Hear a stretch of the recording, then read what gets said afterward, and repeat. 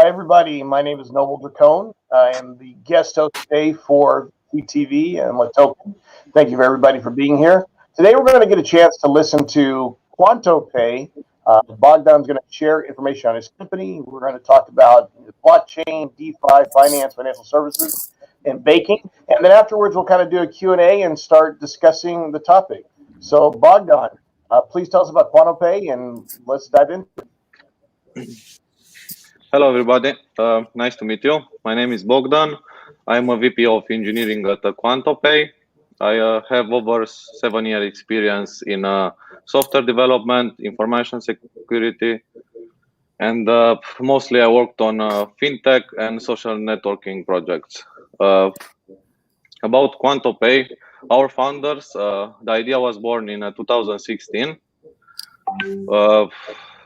By our founders, which are from the financial sector, and they found that the traditional finance needs to be disrupted with a blockchain and decentralized finance.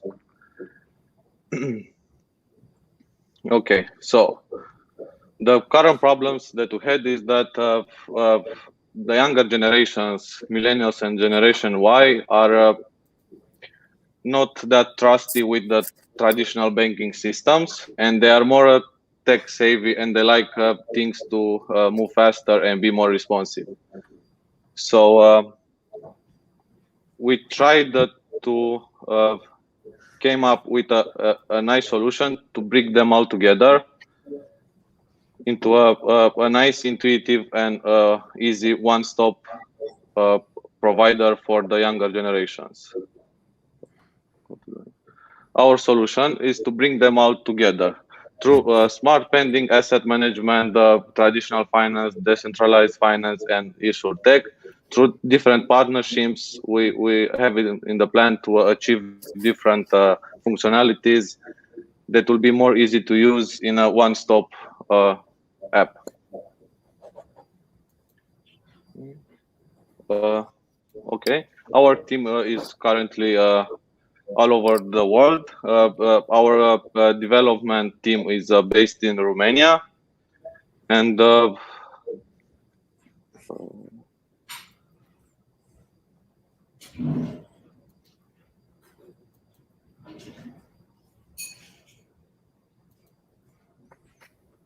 sorry, I'm a little bit nervous with this.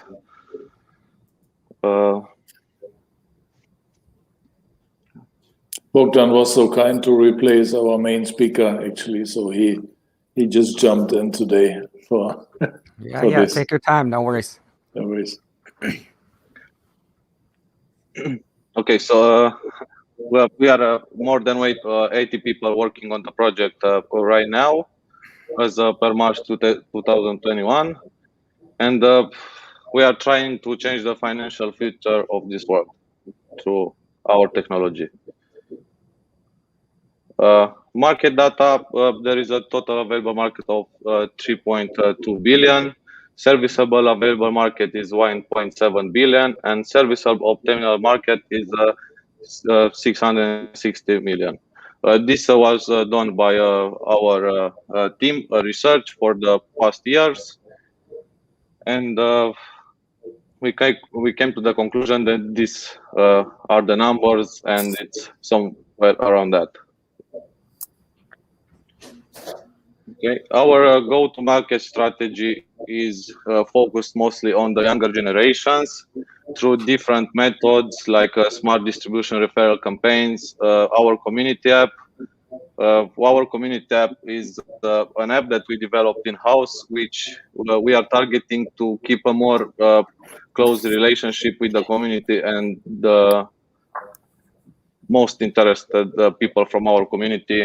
And if you will have a look on the community, you'll see that you will have the chance to vote our features in the future. So we are taking a more dynamic approach in how our app should be developed, because mostly the world dictates how it should be. And I'm a big fan of the dynamic approaches in everything I do. Okay, our plan it's to to start for our app to be released this year. Our business model will be subscription based. Our release model will be like we want to increase the demand and make the app more needed by the people. So in the first year it will be free, but with limited availability until we can scale the app and add more features like a subscription based model, crypto, decentralized finance, etc. And from there we plan to expand more, but in the first year we are going to start in Europe. Okay, and after our first years, the next 2 years are focused on development and expanding and registering new banking licenses and making new partnerships that will help us bring the one-stop solution together. Our revenue streams will come from different parts: monthly fees and packages, interest from lending, from maybe the decentralized finance, card and transactions fees, robot trading.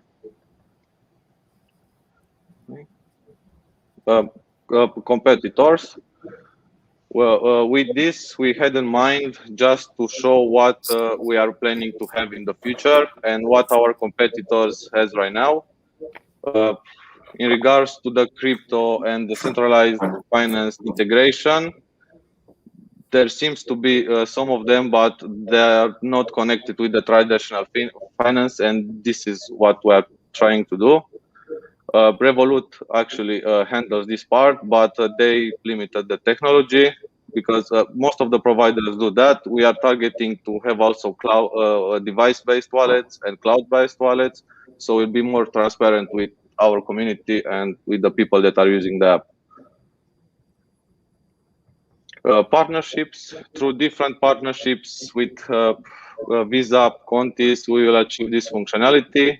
Currently, Visa is our main card provider, and yes, and the Quanto coin is how our project started, and it's our crypto part. Our media history: we appeared in a different media articles, news in the past. You can check it out. See. Regarding the financial rounds, we are targeting for 3 series: Series A, B, and C, and the seed and angel investment that 600,000 are already collected, and we are targeting 1 million. Funding proceeds. Here we want to split them, but mostly we'll go on the research and the development of the product, because this is where our focus is. Some part will go on marketing, and the rest will be in operations, expenses, new licenses to register, and other costs. Thank you, and you can take a sneak peek of the QuantoPay, and you can vote what kind of features you would like in the future on our community app .quantopay.com. Thank you, Bogdan. I really appreciate it. It's great. Next, I want to kind of go through and introduce the panelists and get not only their background, their experience, but also their opinion on QuantoPay. First, I'd like to start with Miko of Evercoin. Miko, tell us a little bit about yourself, Evercoin, and your thoughts on the layout of QuantoPay.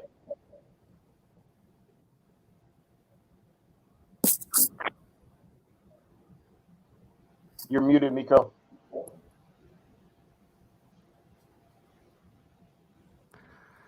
Yes, so I am a founder of a wallet. It's Evercoin mobile wallet. We do have some really interesting self-custody and security features, so definitely check it out in your local app store. So with respect to just kind of looking at the broader context, obviously the payment space is very crowded. So I think my concerns around it would be obviously I do see some nice partners, so that's always beneficial. But I do think it's definitely a very large total addressable market, as you pointed out. So that's accurate. But obviously, it's it's difficult to have a kind of a really head and shoulders differentiation. So I'd love to kind of dig into that a little bit, but that's kind of my broader perspective. But I definitely, for someone who was just thrown into the Shark Tank, so to speak, you did a great job. So I really appreciate you stepping up today. So thanks so much. Thank you. I appreciate it. Next, I'd like to come to Gary. Gary, tell us about yourself. Give us your background as well as what you thought about QuantoPay's presentation and where we can go from here. Yeah. So great to be here. Great to see you, my friend Noble. I'm a serial entrepreneur and investor. I've done 17 companies, been involved in 2 unicorns. Click Software, we founded that. I was on the original management team of back in the early 2000s. That company was sold to Salesforce for $1.35 billion. I was on the original team.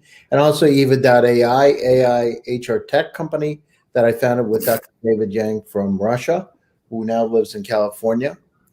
I love AI and quantum computing. I've written a lot of articles about it. In fact, I got another one coming out on AI and cybersecurity, decentralized cybersecurity, should be this week.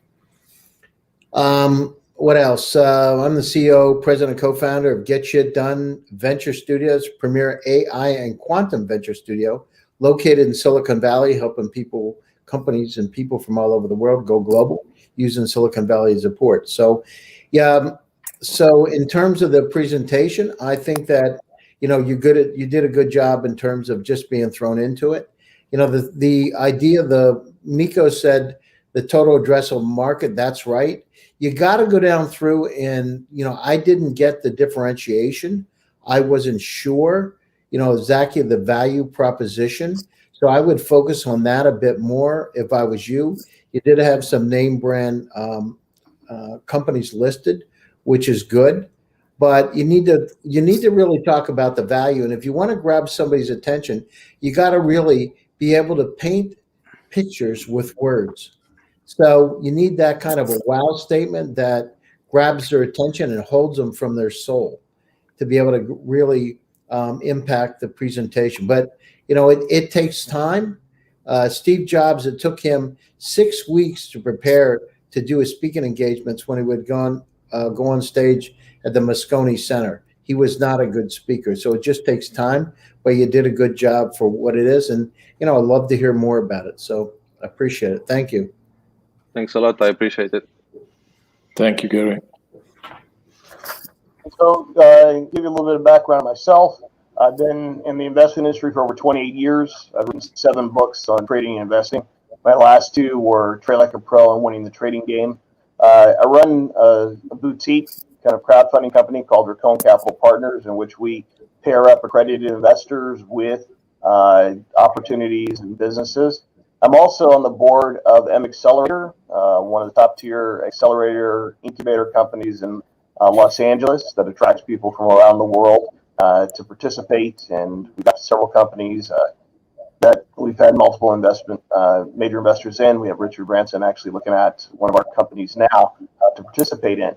I'm also the president of Where Play Games, in which we focus on NFT, decentralized finance using NFTs as a staking mechanism, and gaming, and how that the whole gaming is going to be a new gig economy. As I'm watching your presentation, I think you hit on some really good high-level points. And Bună ziua, I spent a lot of time in Romania. I love Romania. My books were translated into Romanian, so Future pentru Mici Speculatori. So I spent a lot of time there. So when you said the development team was in Romania, I was very proud because I know there's a lot of good technical institutes and developers there. The only thing that I can say, though, is that to echo Miko, I didn't know who your customer was. You stated that you were going to focus on millennials and Gen Z, and I get that. But the reality is everybody's targeting them, right? There's Plasma Pay, there's multiple companies. Plasma Pay, which is an analog to what you guys do, they're very aggressive in finding full integration. So I'm trying to understand who your customer is. Secondly, you talked about the Quanto coin, but then you glossed over it. We don't know if it's going to be an IDO. We don't know if it's going to be an IFO. I don't know if it's going to be on the Binance chain. If you plan on being on, so there's some really good salient points that you hit on, but you hit at such a high level that I would rather you say we know that we have 1 million customers who look like this, operate like this, and do this, and we're going to do X, Y, Z to attain those. Then look at numbers of 660 million. You know, a company that has 1 million customers doing transactions can do phenomenally well. So I think that's really the only critique I had. It was great as a high level, but I would love to see the narrow down of who you guys are, and I just didn't see that in that particular presentation. Yeah, thank you, Noel. This, of course, when we had the test run, we still had a 44 pages slide, which was down from 75 pages, with all the information what you're just wondering about, of course. And Chiara asked us kindly to downsize it to 10 pages, 5 minutes. So that's why lots of those questions, of course, could not be answered or were not right addressed, but the answers are there. So it's sorry if I jump in. I have the pleasure to have been like the main investor in this whole project, and I became somehow advisor and partner. It's a big team of investors and partners, and it's a beautiful journey. We've been most probably, at least in Europe, one of the first who were thinking about the problem itself. So 2016, we were sitting with the co-founders, which came all from the big banks, and they were just they saw how the banking system works with all their disadvantages, and said, "Look, we have to do it differently." And the solution is blockchain. So back then, it was pure. The idea was to establish a finance system with own banking license purely on blockchain. That didn't work out quite well when 2018 Visa and Master suddenly stepped back and said, "Sorry guys, whatever's blockchain, we don't really understand," or at least the regulators, they don't understand. So we had to go for our own normal banking license first. What we're doing at the moment is through contests. And later on, we have our own banking license. So for now, we are covered for UK and Europe. Yeah, and so what we have we call it the second generation challenger bank. So Gary, you mentioned the it's pretty crowded out there. It's not. At least not in Europe. US is pretty packed, and in US you have customers still trusting somehow the banks. You have in Europe, the rest of the world, there's among millennials, Generation Y, kids, a big mistrust towards the established banking system. Yeah, you can notice that from all the neobanks which tried to pop up and they failed. Royal Bank of Scotland, they tried their own bank, as you know, and lots of funding, lots of marketing. They only managed in 1 year, I think, 1,000 subscribers. So it's simply, it's not working. So you need to have a fresh new startup coming with the right message, with the right background. So we have one of our messages, sustainability. We're using our cards. We're only using recycled plastic, for instance. A certain amount of investments going into sustainable projects, whether it's for kids projects, it's for sport, it's for animal rights, and recently now we've been in discussion with a Bahama-based coral farm, so that we support coral growing in the Bahamas. So this is like that's our message. Yeah. So we want Alexander, we want to give. Sorry. This is Gary. Listen, what I would do, and I've done this a lot of times, right? We did it with Click Software when we rejigged that company. So here's what I would do. I think it's great, but you got to have that as a point. It's a wow statement. We care, right? Just put "we care," those two words, and then talk about it. And I think that's a great way to get your point across, because sustainability is one of the targets today for the groups. And when you talk about coral reefs, when you talk about giving back, they want to hear it. So I would just use that as one of the points. You got to like be really succinct and use words to paint pictures. And that's it. I mean, it's tough if you haven't done this presentation a lot, because you can't ad lib and interject, but those are the points that are going to get their attention. And they won't forget you. The key is you don't want them to forget you when you come out of this presentation, whether that's customers or investors. Yeah. No, if you would check our web pages, it's on the web pages mentioned, but I understand there's limited space on investor pages. These are the main words to be used.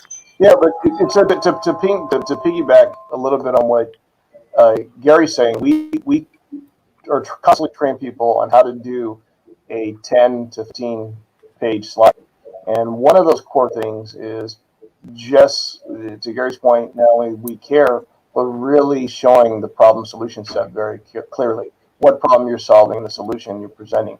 And between showing that and the solution immediately, you eliminate the questions in our minds later. And so, like you said, you have to pare down, because what we do is we'll have to create at least 2 to 3 presentations, right? You have the presentation for the investors, which will be a 45 or 75 page slide, because they really want to know in depth. But then you have the wow presentation of 10 to 15 pages that are all about the sizzle and all about the beautiful images of the millennials and Gen Z are talking about the Royal Bank of Scotland and doing the acquisition and why you guys will succeed, and then leading into your value props. I think that you guys have, again, I'm going to research the website. I like it. I'm going to check out everything that's presented. I would love to get more in depth to learn more about it, because you guys are in a good space, and I want to see what I missed. But at the end of the day, you won't have so many people forgiving. And what are your thoughts, Miko?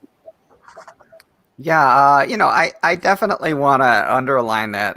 I think, to me, I don't want to be too sharp elbowed, but I also want to say something that will be helpful. So, to me, I think I had a similar reaction around the geography. I did go to the Romanian blockchain summit, in the majestic, building. And so, I was definitely very, impressed by the local culture, impressed by the developer talent. So I was, so I definitely was excited to hear about all this. So for sure, from my perspective, I'm kind of stuck in the Silicon Valley kind of pitch culture, right? So in a sense, I think the shortness of the deck isn't actually, in a sense, it's like a very short, compressed data, like a poem, or, so for me, I'm very much a fan of the Sequoia pitch deck template, which I think you largely followed, which I like. But in a sense, there's an exercise, right? And in a sense, what I think entrepreneurs do often is they often really want to be understood. And that's a pitfall. It's a pitfall. It's why do you want to be understood? Here's the reality. The reality is that in 10 years of me actually being in the trenches with you, doing your business, I probably still wouldn't understand what you're doing. Right. So the idea of trying to be understood, VCs they're not domain experts, right? They're very kind of generalists, right? Obviously each VC has their own personal domain, right? So every VC comes from somewhere, right? But that being said, the odds that they come from wherever it is that you come from is zero. It's very close to zero, right? So I think one of the problems with entrepreneur pitch decks is they're often wanting to be understood, right? And in a sense, I think you want to create something that I call the Lego house, right? The Lego house is the simplest one sentence explanation of it. But really, the goal of displaying this is not to be understood as what it is. I think that when you see a Lego house, like your reaction is, oh, it's a house, right? So it's like, oh, okay, you understood that much. That's about how much you need to understand. The part that they need to understand is their investment thesis, which is an if-then statement. And the then part of the if-then statement is always exactly the same, which is the then part is, then we'll all be rich. That's the then part. It's always the same, right? So the if part is the big part that you have to solve, right? So to me, when I see this, I think if they can execute really well, then we'll all be rich, right? But the thing that's an if that's kind of true of every single pitch, right? So in a sense, like if every single pitch can execute really well, obviously there's also issues of business timing, right? I kind of understand your pitch broadly from a business timing perspective, so I just kind of accept it as face value, right? So your business timing is basically blockchain is going bananas. We're going to leverage that technology. It'll be awesome, which I agree with. So I'm already there. I'm like, okay, great. I love that. So the why now is good. I'm good with that, right? But then the question becomes execution. So to me, like the thing that becomes really fungible in these pitches is the slider between founding team experience and traction, right? So in a sense, that becomes the proxy for early stage execution, right? So in a sense, like, if you have traction, start with traction. If you don't have traction, basically start with the team slide. But as soon as you start with the team slide, you're telling everyone it's early, right? Now, the good news about that is that, if you just signal we're early, you may get a valuation ding, but people don't mind, right? Like a VC doesn't mind. Like if you open with the team slide and be like, look at my team, right, then people recognize that as, okay, I see what this is. Like this is really early. I'm gonna get a great price. I like it already, right? Whereas if you start with traction, then it's like, oh, whoa, okay, like, all right, this is already happening. I better get on. So that's my pitch to you. Thanks, Nico. Thank you for your honest speech. I didn't expect anything from a Silicon Valley guy, anything else. It's like we are very fortunate that we are not in Silicon Valley. So we are the one-eyed under the blind, I would say. The rest of the world is so thankfully we have I don't know whether you know those names, but Mubadala, for instance, is interested in investing, but they are waiting for Series A, so they don't invest anything below 100. And we are at the moment in discussion with Qatar, QSTP, Science Technology Park. They're investing a substantial amount. So for this part of the world, we may not be able to impress you guys, but we impress for Europe. We are pretty much ahead of most of them. In Middle East, Asia, you cannot generalize Asia, but it's like our next steps is like Middle East. Then it will be Indonesia, Philippines, Vietnam. So these are the interesting markets for us. In cooperation usually with somebody else, remittance markets, crypto integration into normal life. Europe, if you look at competition, we have 2 or 3 competitors on the slide. Bogdan showed it a little bit. And they are struggling. Why are they struggling? They're in fact not really challenger banks. They're just digital banks, call them like this. Yeah, they just have no offices, that's all. And too slow. They have problems with their data processing.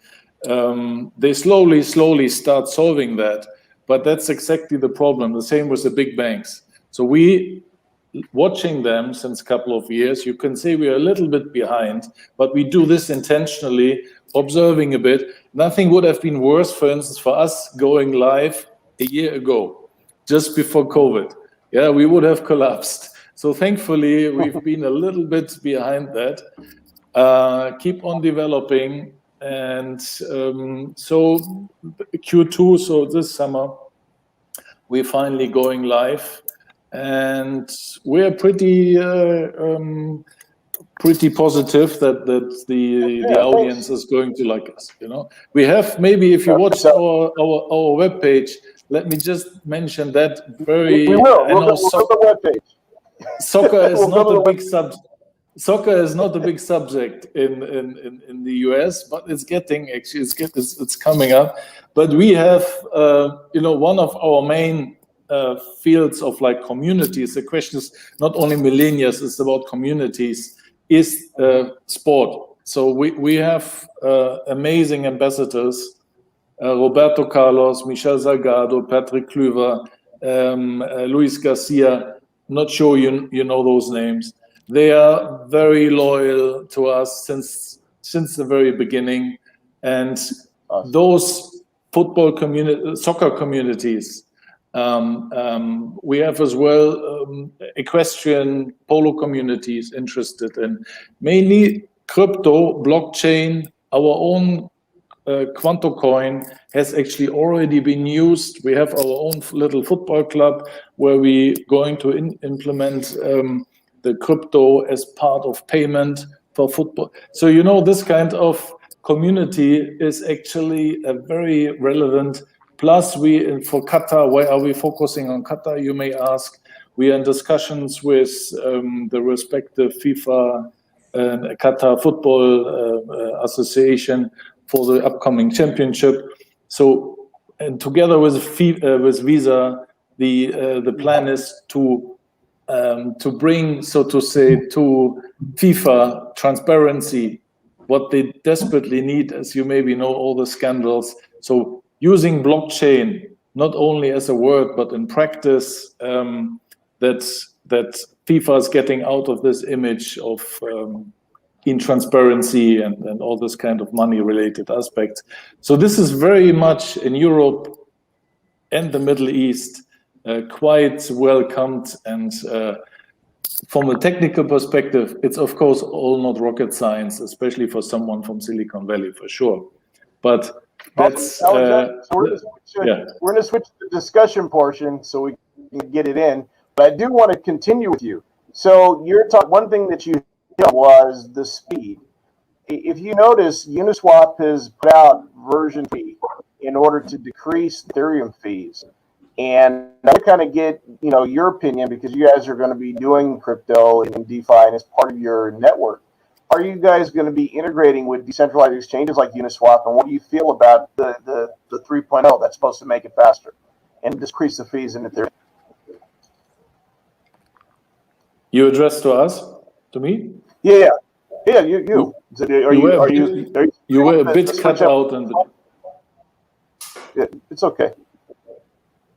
Gary, did you want to take that? Did you hear about the Uniswap change in the version 3.0 to decrease the fees from Ethereum? No, I didn't, and it's breaking up a little bit, Noble. So for whatever reason, it's choppy. I don't think Alexander heard what you were saying. I don't know what's going on. It's breaking up. Yeah. Technology, right? Can you hear me better now? Yeah, it's okay. Yeah, it's like it was about speed, blockchain, and so on. This is exactly that was So this exactly. Yeah, that's exactly one of the aspects what we are working on at the moment. Yeah, the current speed of blockchain sucks, of course. Yeah, so now as everyone is talking about the new generation Ethereum, and that's a game changer. And this is exactly what the current our Quanto coin is still based on the old Ethereum. But we're going to transform it, hopefully, to the faster one. And that makes a big difference, of course. That's why we talk about the second generation challenger banks. Actually, almost none of the other challenger banks have really, Revolut, if you talk about the European market, they have it somehow, they offer this. But it's just like used as you can move your crypto to fiat and fiat to crypto, but that's it. But you don't really, the integration into everyday's life for that you need definitely the faster crypto, and this is exactly what we are working on. Good. And to you, Miko, what do you think about the new Uniswap, version 3.0?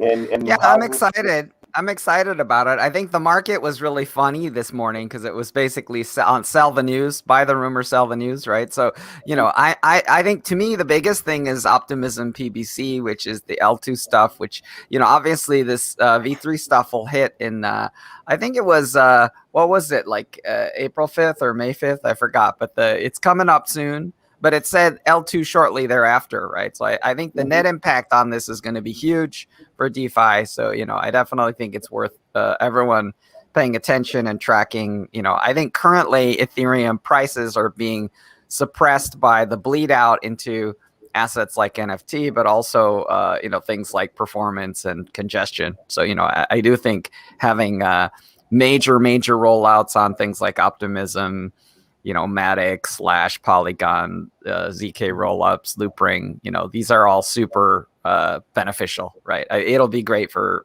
Ethereum as an ecosystem, So I think the ETH killers have their work cut out for them. It's the performance is coming and gas prices are coming, and that's all ahead of like EIP 1559. So not to geek out too hard, but I like Ethereum. I like the developer community. It's very robust. Mm-hmm. Well, I mean, Gary, in your thoughts, do you believe or have you watched the Ethereum Cardano battle? Because that's really it, right? Ada was supposed to be the battler that was going to win and make everything cheaper and uniform, and now the developers are making it, easy. So what are your thoughts? Yeah, to be honest with you, I'm not watching the battle, although I'm an investor. I'm not watching it. For all kinds of different reasons, but I'm not watching that battle. I've been, more focused lately on banking and some other financial services area with some of the AI technology. So I'm an investor. I'm in the crypto whales group, and I'm not a whale. I'm a minnow, but I'm not. I get too deeply into it. Once I get into it, I start to dive in too deep, and it consumes me, totally consumes me. So I've tried to stay out of it, even with the investment Quorum made in Miami, the 4.8 billion. I'm there, but I'm not a Bitcoin. I'm there, but I'm not totally in it because I don't want to get distracted a bit. We just I'm not the person to talk to. I'm like an ostrich at this point with it. I like that. Honestly, it's like so in and out and up and down. If I start jumping in, that's what's going to consume me every single second of every day. So what we've been working on, I'm really interested in things like hyper personalization in banks. I'm interested in the customer experience. I'm concerned about the future, robotic process automation, all those cybersecurity. I'm deeply concerned about cybersecurity right now, and we're not talking about it. I don't mean here. I mean in general. Like we should decentralize cybersecurity, which is critically important because we've already had probes of quantum computers from not nice people, testing. So we need to look at some other directions. I've been focused on that, quite frankly. Yeah, I guess to bring that back up, what the probes from not so nice people, where are we in that, I guess, chain of being able to protect ourselves? Because you're right, with the idea of the cybersecurity, no one really is talking about it because they're all developing. They're all in creation mode. And more so than ever, finally, regular people are understanding two-factor authentication is necessary, but it seems like that's even too late for people to lose their funds. I think Cash App.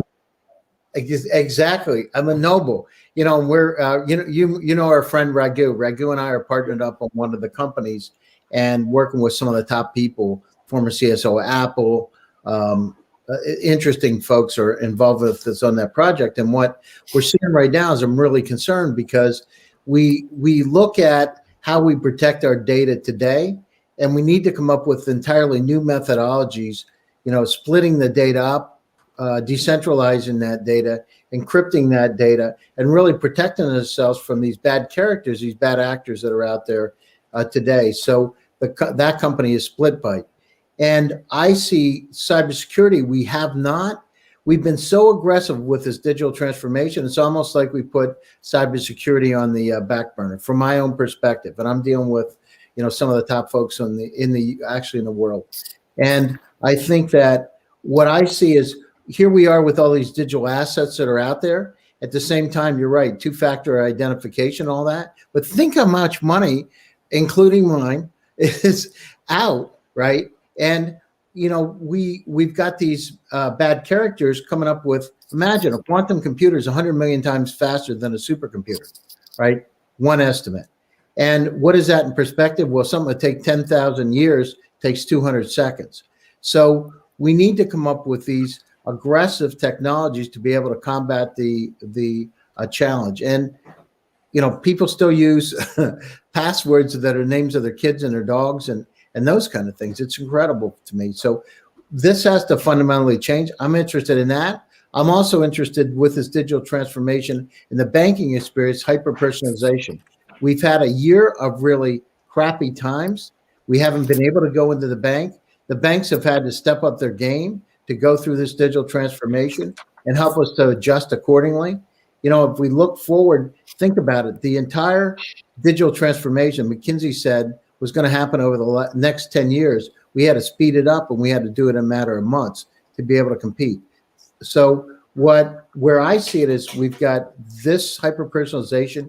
We got robotic process automation. We got to fundamentally change the way that banks did business before, because the model coming in and sitting down and why should it take so long to get a loan? Take 6 weeks to go in. I understand you're going to get your certification for your house inspected and all that, but it should never take that long. It should take a matter of minutes. We have enough data to be able to do it. So those are the kind of things that I'm really interested in. Right now, I think they're critical, and cybersecurity is at the top of the list. For sure. Miko, you guys, Evercoin has a wallet, and you guys are dealing with security issues in addition to the DeFi. Like, where do you imagine things are going to go towards the end of the year? Yeah, I mean, I think that just touching the trend of cybersecurity, I think one of the things that's been this incredible kind of barrier around DeFi adoption is kind of self-custody, right? So in a sense, like we just need as an industry to deliver much, much smoother self-custody experiences. I think the paper wallet is a kind of not a great industry standard, but everyone seems to adhere to it. So, those are my broad thoughts. But, I think with respect to what I see and forecast, my personal thesis, and your mileage may vary, is that, Ethereum is the kind of granddaddy of extensible blockchain and DeFi. So, I think in some ways, because of the ERC standards and the smart contracts, it basically DeFi is Ethereum DeFi and NFT is Ethereum NFT, and I obviously know that there's Flow blockchain with NBA Top Shots, and there's other alt chains. So I'm not discounting those. And I think open source kind of drives interest in all of those. But I do think that, the future for that Ethereum blockchain seems very bright, especially in the second half of the year. Yeah, I like Ethereum blockchain. I'm also a big fan of Wax and EOS and what they're doing over there too. So everyone's got their favorite We're places. early investors in Wax, so we can't say bad things. We don't want to, actually. They're great.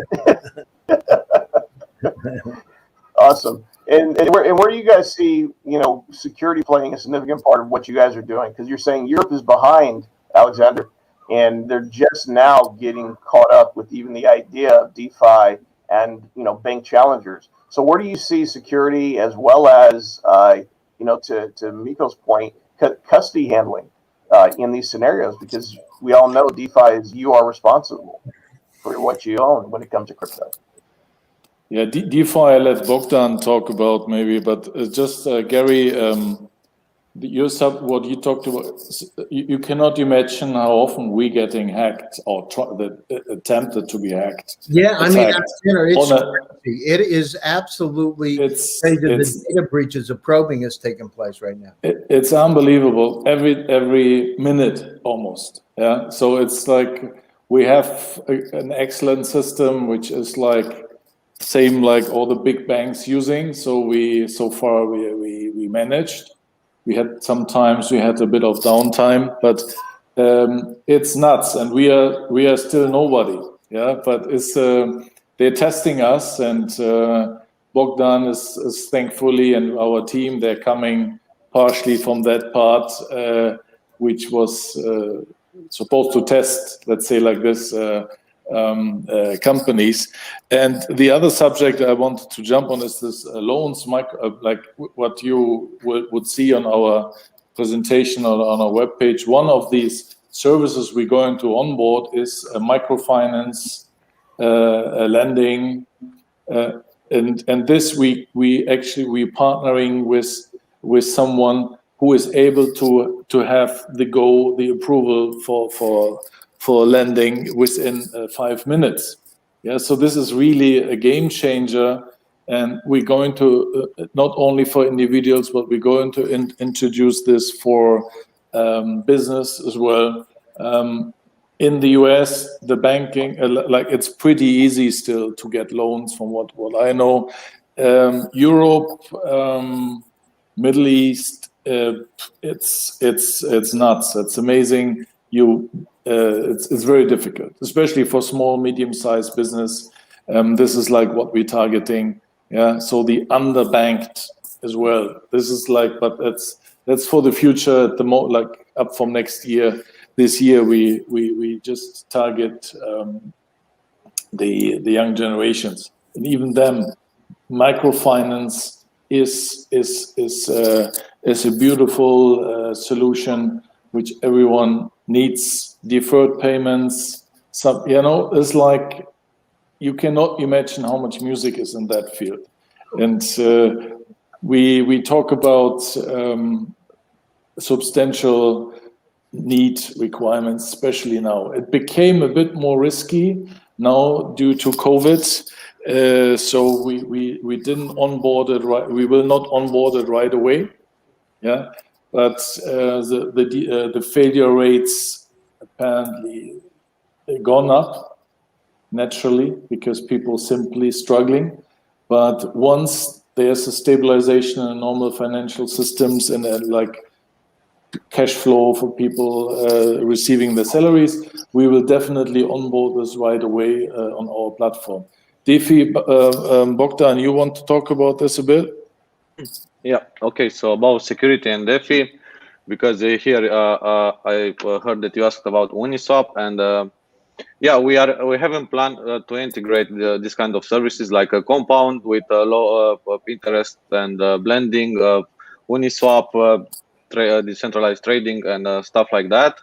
And we are just waiting to see exactly what is the right solution, because we are not looking to reinvent the wheel, just to make it better. And from a security point of view, and also regarding the decentralized part, our focus is also will be to teach the user with resources and stuff like that, with videos on YouTube.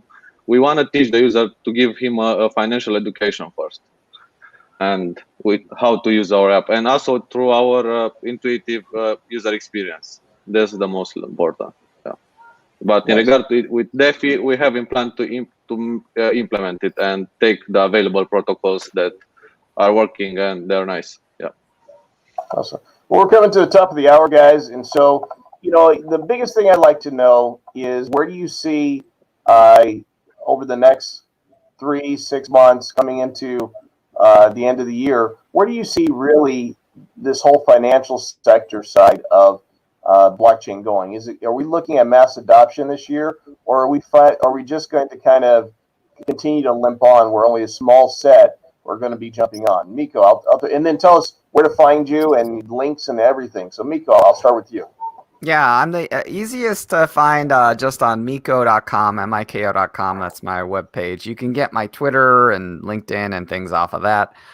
With respect to kind of the future, of what the mass adoption kind of prospects are, I see that there's some really big people moving into the space, obviously, like Visa, MasterCard, and we're seeing these kinds of things. The thing that's fascinating about mass adoption is that, those people may not be kind of Bitcoiners, but I think that they are talking about, you know, Visa and MasterCard are both talking about allowing their users to potentially buy and spend Bitcoins, right? Which I think would be a huge catalyst. So, you know, I think that the catalysts are there, you know, so we just have to see what's happening. But, you know, judging from kind of where I sit, like, you know, it's definitely entering the mainstream mindset. It's just a question of whether the mainstream, you know, goes in on this or not. But, you know, I think people are the awareness is increasing quite astonishingly. So, you know, we're definitely getting a lot more awareness, which is great.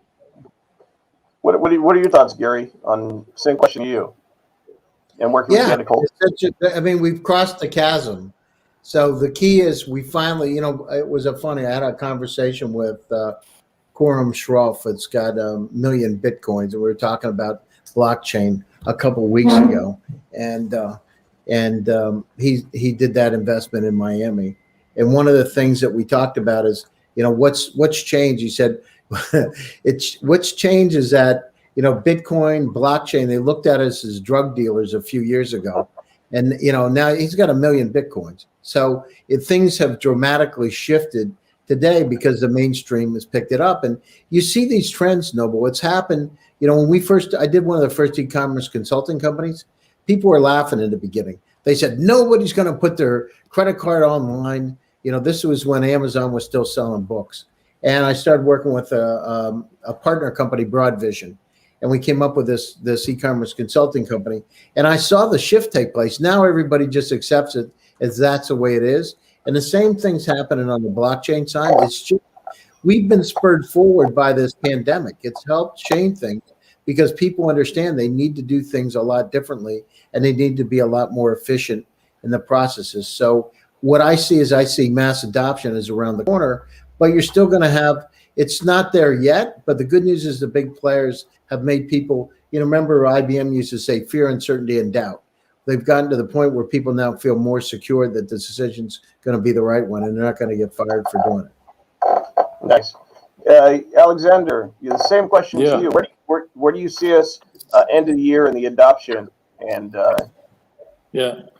well, it's like, I think, of course, I don't have to tell you, Miko and Gary, and I think, Gary, you just like corrected this. It's not, blockchain is not just about Bitcoin, right? Just for everyone else who's listening. So Bitcoin is just... Exactly. It's not at all. So we talk here about smart contracts. We talk about like an entirely new environment to structure the whole administrative systems of governments, of institutions, etc. That's what blockchain is about. And where do you see us in 6 months? Well, look, I'm living in Dubai, and they have announced 2 years ago. I remember 2 years. Was it 2018? They announced by 2020. The whole government structure is, and everything what you're dealing with authorities will all be on blockchain. So now we have 2021 and we are not yet there, but they're actually pushing it. And not only here, if you look to Asia, they're ahead of all this massively. And it's just a matter of having what we talked before about it, the speed. It's so far, we have not yet reached the right technology, the right speed level. So if Ethereum and co manage to work on that part, well, it will most probably take another year or two.